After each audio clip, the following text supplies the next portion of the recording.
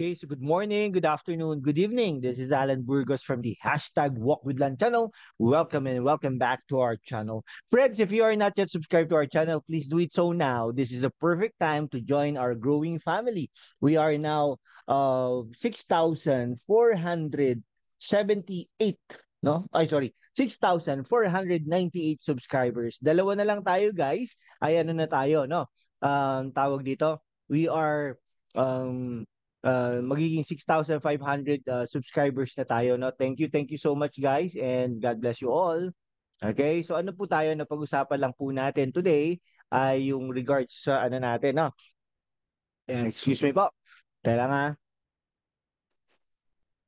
meron po kasi nilabas si dating Senator Trillanes, no? Natatakbong mayor ng Caloocan City na isang survey, no? Kinandak ito no February 7 to 9, no? February 7 to 9, 2024, no? Recently lang, no? Ay 10 days ago. Parang ganun lang, no? Face to face ito.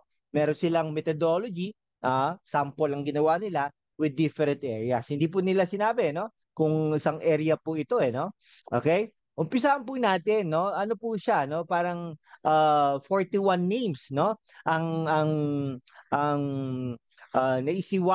naisiwalat diyan sa sa survey na 'yan.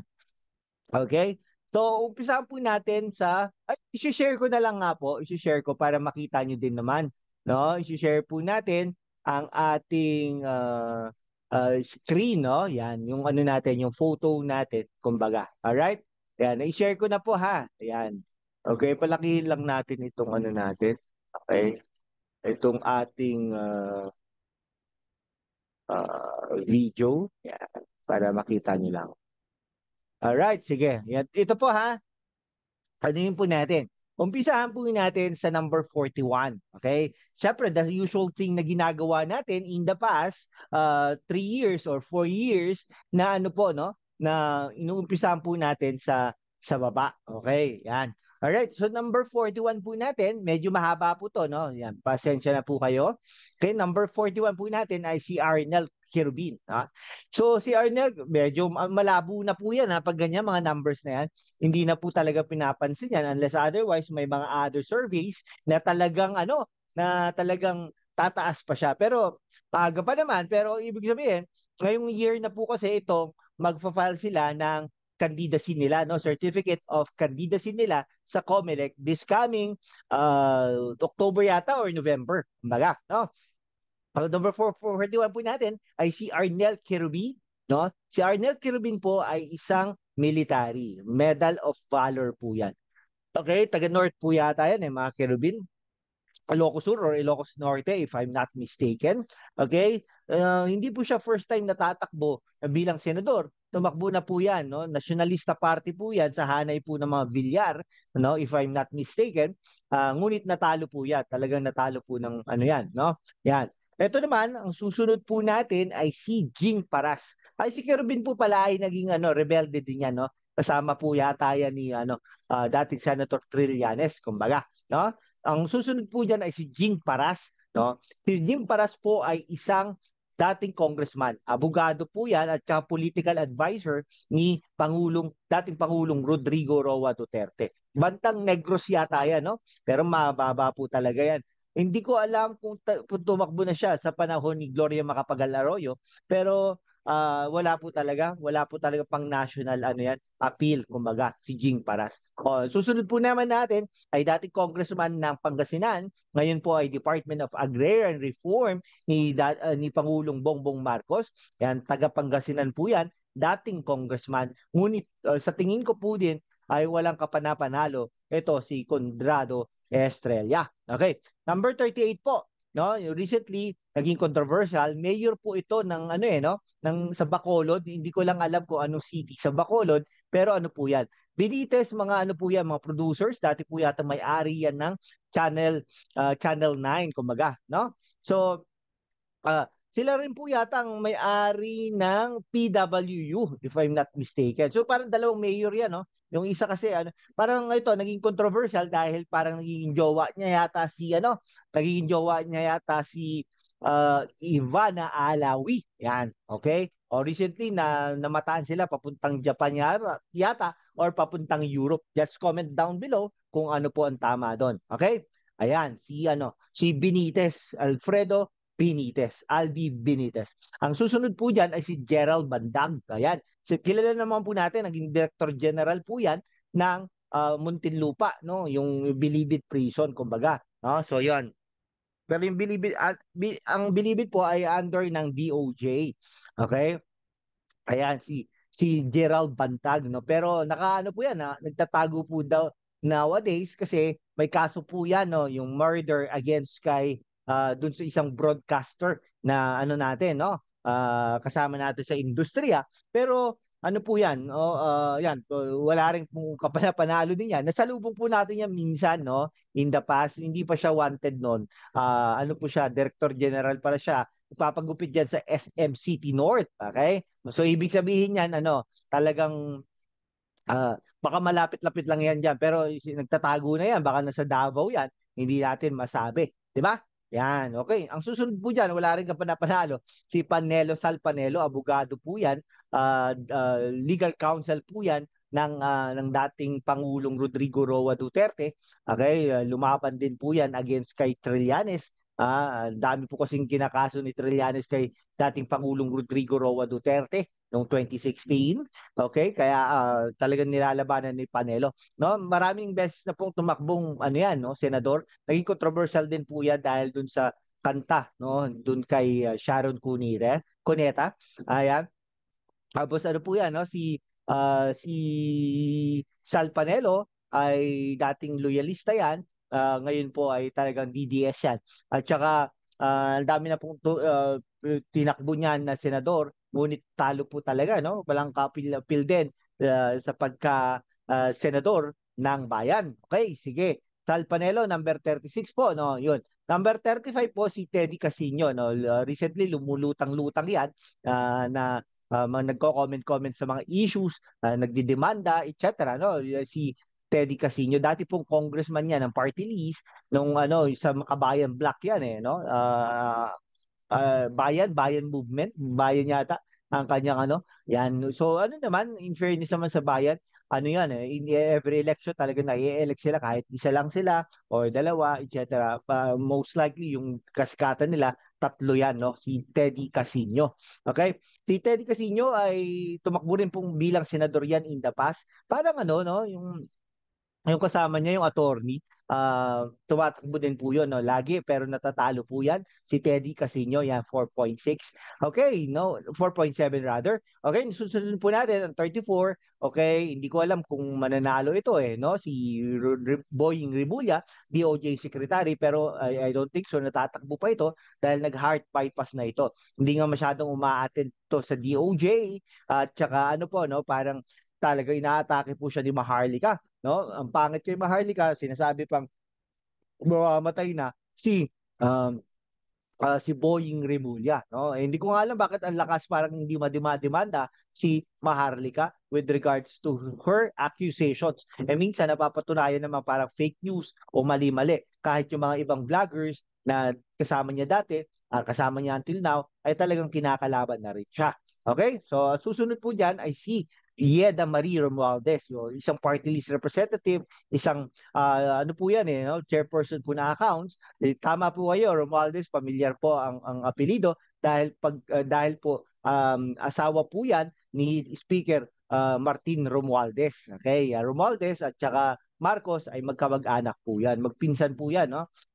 Ayan, Romualdez. Taga Leyte po yan, mga Romualdez. Okay? Hindi ko nga po alam lumutang na rin pala ang pangalan nito. Siguro posible talagang may balak talaga silang tumakbo bilang senador. Si si Speaker Romualdez ay yan, hindi po tatakbong senador yan, magiging Speaker of the House lang yan. Until 2028, and then 2027, 2026, ito try nilang palutangin kanyang pangalan upang tumakbo bilang presidente ng Pilipinas kung hindi po pagpapalit ng forma ng gobyerno ng Pilipinas. Okay, yan. Magkakalaban po yan si Vice President Sara Duterte. Kaya po hanggang maaga mula last year ay talagang ginigibanan nila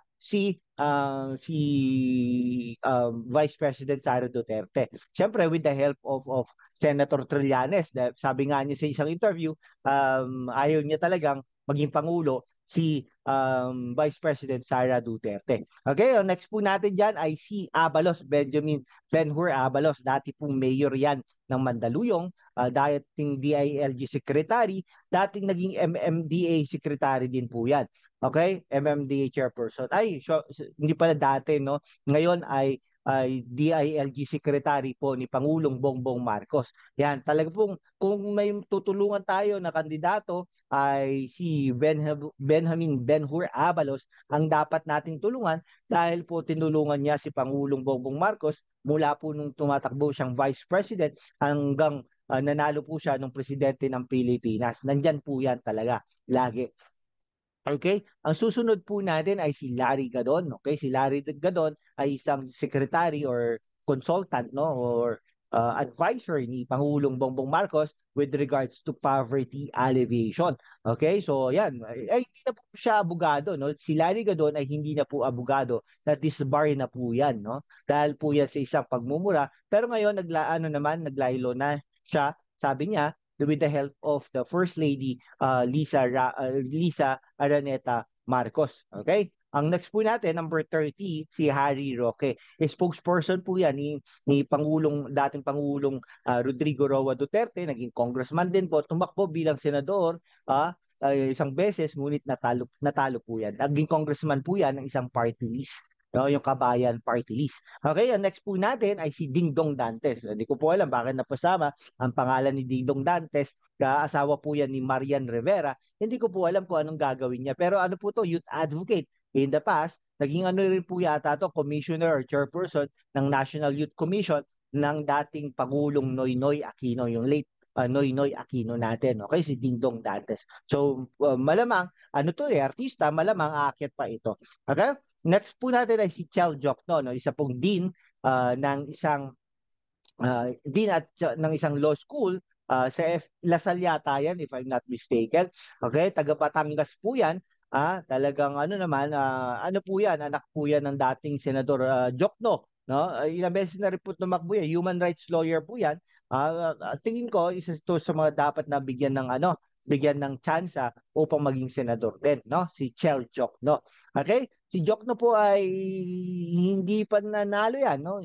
Ever since, no? Maraming tinakbuhan na yan na senador, etc. Hindi po yan nanalo. Ang next po natin, si Gibo Chodoro, medyo mababa, no? Dati po tumakbong bar top notcher po yan, naging congressman po yan, tumakbo bilang presidente ng Pilipinas panahon ni GMA, ngunit natalo po, no? 2 beses po naging defense secretary yan sa panahon ni GMA at sa panahon ngayon ni Bongbong Marcos. Okay? Magaling naman na tao yan, mabait, Ilocano yan. Ayan, next po natin ay si Francis Tolentino. Ito po, no, re-electionist po ito, si Francis Tolentino. Pero nabababaan po talaga ako sa kanya. Para yung exposure at saka yung mga ginagawa niya, hindi niya po talaga nako-communicate sa iba. Dati pong Blue Ribbon Chairperson ito, no? Si Tolentino, ngunit talagang parang may nagawa ba siya? Etc. Hindi ko alam. No, Tagaytay po yan, naging mayor po ng Tagaytay, okay, naging MMDA chairperson sa panahon ni Noynoy Aquino. Yan, tumakbo po bilang senador sa panahon ni Duterte, talagang hinawakan po yan ni Duterte at nanalo naman po dahil doon. Okay, pero ito, nabababaan po ako. So, ibig sabihin po niyan, si Francis Tolentino ay may tsansa pong matalo. Yan, okay? Marami naman po in the past, no? Mga re-electionist, akala mo mananalo, pero natatalo naman kasi hindi ko alam kung may nagawa ba, hindi sikat or kasi 6 years siya, no? Ibig sabihin, hindi ka lang dapat nagpapasikat ng last 3 years mo. Hindi dapat ganon. Dapat umpisa pa lang hanggang katapusan ng term mo ay dapat senador ka ng bayan. Okay, so next po natin ay si Herbert Bistec Bautista 25, ay malayo pa rin po yan. So dati pong mayor ito, dating konsehal, dating vice mayor ng Quezon City. Kumbaga parang Isko Moreno ito ng Maynila. No? Pero yan, alam naman po natin, bilang senador, natalo po siya. No, recently, nakikita ang kanyang pangalan, kaya lang hindi po positive, kundi negative, dahil po tinanggap na ng Sandigan Bayan ang mga witnesses or mga evidences against sa kanya with regards to sa isang parang ano no, parang online ano, employment um, parang portal. Hindi ko alam, I'm not sure, pero parang ganun ang kanyang kaso. Alright. Next po natin ay Richard Gomez, 24, no? Ano po yan, congressman po yan now. May dati pong mayor, no, ng Ormoc. Ngayon ang mayor po ng Ormoc ay si yung asawa niya, no? Yan, nagpalitan lang sila, the traditional one. Ngayon, lumipat na po sila sa Partido Federal ng Pilipinas ng kay Bongbong Marcos. No? Dati po, solid PDP laban yan kay dating Pangulong Rodrigo Roa Duterte. Ngayon ay nandun na sa hanay na ng mga pula. Okay, sige, maraming salamat. Okay, next po natin, ipasok si Dick, no? Si Dick Gordon. Dati pong senador yan. Okay, dating SBMA chairperson, dating tourism secretary. Marami pang inano yan, no? Sa gobyerno. Ano lang, okay? Magaling naman na Red Cross pa yan, no? Magaling na tao yan si Dick Gordon. Ngunit natalo po last time around dahil po talagang kinontra po yan ng kinontra ni dating Pangulong Rodrigo Roa Duterte kaya hindi po siya na-elect. Si Dick Gordon. Okay? Yan. Next po natin ay si Bam Aquino. Yan. Yung mga yan hindi po talaga sigurado mananalo ito mga to. Si Bam Aquino, no? Pinklawan, Dilawan, okay, pinsan buo ni dating Pangulong Noynoy Aquino, si Bam Aquino, yan. Okay? Kaya recently, hindi naman masyado nagsasalita ito, no? Business person ito, alam ko ano to eh. Uh, Investor, entrepreneur. Ayan, si ano pangalan to? Si Bam Aquino. Okay? Next po natin, dating senador din, dating Senate President, Minority Floor Leader, dating Justice Secretary, Franklin Drilon. Okay, medyo mataas-taas na, 21, no? Pero hindi pa rin po siguradong mananalo yan, no? Si Drilon, kumbaga, no? Next po natin si Camille Villar, no? So alam naman po yata na magre-retire na si Mami Villar, no? Ano nga pang-aasawa ni Manny Villar, okay? Kaya magre-retire na yan, may end of term na, kailangan may Villar na pumalit yung brand na yon, kundi mawawala yung brand na yon. Okay? So, yon. Kailangan pumalit si Camille Villar. Alam naman natin, congresswoman yan. Dapat ito yung mga tanongin natin, no? Pabor ba sila na i-abolish ang Senado, kumbaga, no? Yung mga pangalan niya, Villar, Villanueva, yung mga ano, may mga kamag-anak doon sa Congress na senador na ipapalit nila, yung mga ganyan, no? Yung Kampumanes, no? Yung Binay yung relative ng mga Binay, something like that, no? Sa Congress. So dapat tanungin kung pabor ba sila na alisin ang Senado. Yan, doon natin makikita kung trap sila. Hindi. Okay, so next po natin ay si Doc Willie Ong, 19, mababa to ha. Si Doc Willie Ong ay isang YouTuber. No? So sana naman lahat ng ating mga kaibigan na YouTuber ay mag-subscribe naman sa atin, no? So salamat ng marami. Okay, so si Doc Willie Ong isang doktor 'yan.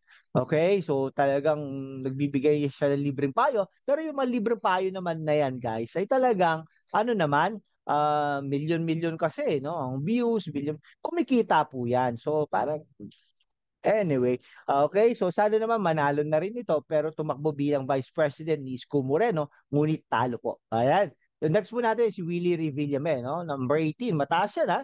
Okay, 18 pero hindi po natin alam kung mananalo po yan. No? So sabi rin niya recently, handa na daw siya. Hindi ko alam anong pinaghandaan niya, no? Kasi last time around ay sabi niya hindi daw siya handa, hindi daw niya alam itong mga to, iba daw ang kanyang pagsiservisyo. Pero iba po, tingnan nyo, no? Wala po kasi siyang kontrata nowadays, di ba?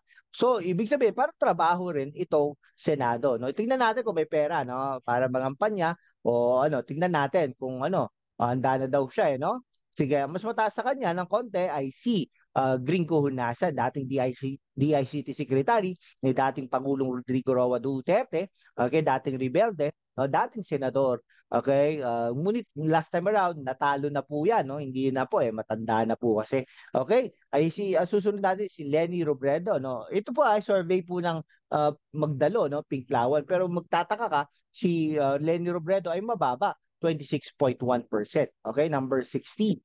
Okay, pero syempre, pwede naman tumaas 'yan, no? Medyo isang taon pa naman ang eleksyon natin sa Pilipinas, no? Pero Tignan niyo po, dati pong Vice President ito, dating Congresswoman ng sa Bicol area, Naga area, no? Si Leni Robredo, ngunit talo pa rin. Talo po siya, no? Next po natin ay si Rex Gatchalian. So si Rex Gatchalian po ay ano, no? Um, dati pong mayor yan, dating congressman yan ng Valenzuela. Pero ngayon po ay siya ay isang DSWD secretary. Okay? So, naging controversial dahil dun sa AKAP, okay? AKAP na bill or AKAP na budget. No? Sabi ng mga senador, wala naman daw silang inaprubahan na AKAP, pero lumalabas na naaprubahan nila at napirmahan nila, nabigyan nila ng digital signature. Okay? So next po natin ay si Isko Moreno Dumagoso. Number 14 po yan. Si Isko Moreno ay dating mayor, dating konsihal, dating vice mayor. Kumbaga parang bistik ito ng Quezon City din, no? Katulad ng nasabi natin. Number ano po yan, no? Number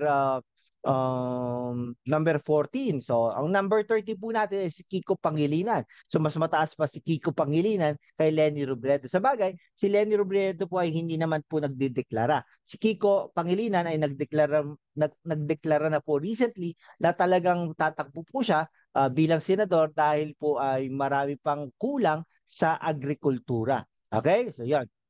Okay. Pero recently, ano naman, no? Naging controversial ito dahil nga po, parang sabi niya dun sa mga Pinklawan, ayaw niya ng gano'n sistema or ano, yung mga paninira, puri sa mga tao. Okay, so next po natin ay si um, number 30, number 12 po, no? Ito, Magic 12 po. Si Manuel Lito Lapid, mababa po ito, no? Talagang, bakit po mababa siya? Kasi busy po siya kasi shooting kay Coco, no? Yan. Yan. Tapos magkakapelikula pa sila ng mga senador ngayon, Bong Revilla, ah sino ba? Bong Revilla, Robin Padilla, ito, no? Si Lito Lapid at saka si Coco Martin, no? Baka later o sooner or later si Coco Martin ay maging senador din, no? Okay? Ayan. Tapos ang ano po, number 12 po, Lito Lapid, taga Pampanga po yan, naging gobernador, naging vice governor yata yan, no? Tumakbo bilang mayor ng Porac, natalo po yan, hindi po natin alam bakit natalo. Ang susunod po sa kanya, medyo mababa po to, no? Si Amy Marcos. Malamang sa malamang, kung talagang ano po siya, no? Talagang ah talak siya ng talak sa Pangulo ng Pilipinas, baka later on ilaglag ito ni Pangulong Bongbong Marcos. Tingnan nyo, number 11 na siya. No? Baka biglang ano, no? Mataas yan no? Si Amy Marcos, parang 1 to 6 eh. Pero ewan ko, no? Titingnan natin kung may government machinery or Saras machinery. No? Susunod po natin ay si De La Rosa, Bato De La Rosa, number 13. 10 po yan, no? Pero ito, yung 6 to 12, guys, hindi siguradong panalo yan, ha? Pwedeng malaglag yan. Pero yung 1 to 6 pala, 7 to 12, maaaring pwedeng matalo yan. Pero yung 1 to 6, ayan, pwedeng sure na yan, especially kung malapit na ang eleksyon. Okay? So, yan, si Amy Marcos, dating naging gobernador yan, dating congresswoman yan ng Ilocos, no? Recently, bumalik yan sa Ilocos Norte upang pasinayan ng isang event festival sa kanila. Okay? So, ang susunod po natin ay si Bato de la Rosa, no? Ito, no, kasama ni Pangulong Duterte na akusahan sa ICC, no? Sabi niya takot daw siya makulong. Dati po ano to, no?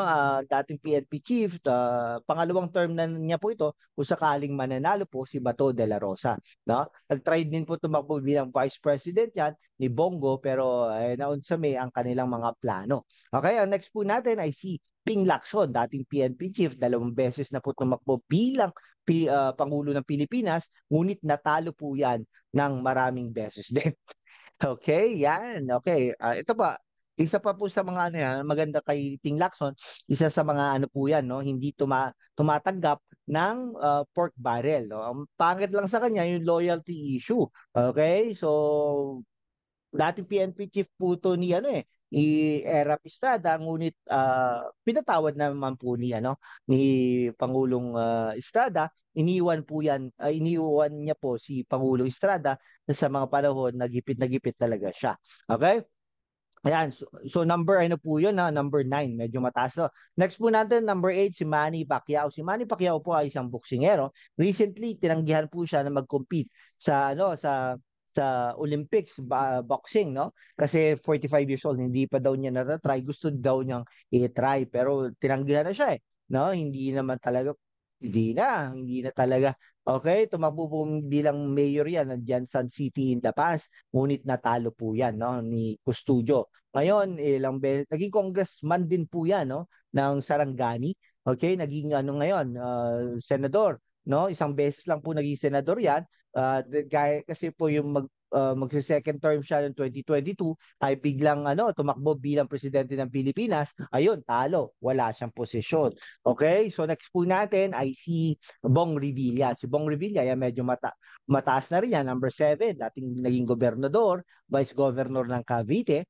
Okay? Ayan, mga kalat-kalat yung mga pamilya niya dyan sa Cavite, no? May mga board member, congressman, dalawa yata, no? Sila ni, tapos kapatid niya. Yan, nagpapalitan bilang Bacoor representative, tsaka Bacoor, mayor. Kumbaga, yung anak niya, no? Yung dalawang anak niya, no? Parang may isang board member, may isang congressman, may party list congressman, kalat-kalat, no? Alam niyo na mga politiko. Hindi natin alam bakit ganun. Yun, si Bong Revilla. Okay, so number 7 po yan. No, anak po yan, dating senador, patay na po si Senator Ramon Revilla Sr., kumbaga ng Cavite. Yan, yung maraming anak yata, 100 plus. Alright, so ang next po natin ay si Bongo, no, number 6. Bongo ay talaga special assistant to the president dati.